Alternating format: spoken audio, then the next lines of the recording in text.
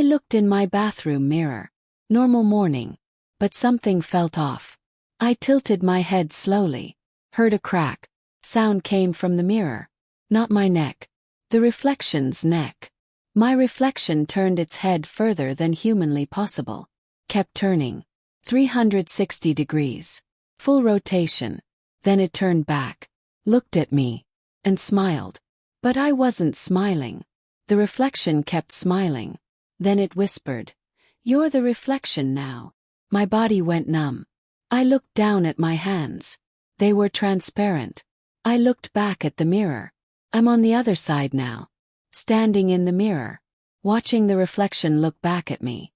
And the thing in my body is reaching for the mirror frame. Pull me back through. But I think it wants to trade places permanently. And I'm stuck on this side. Looking out.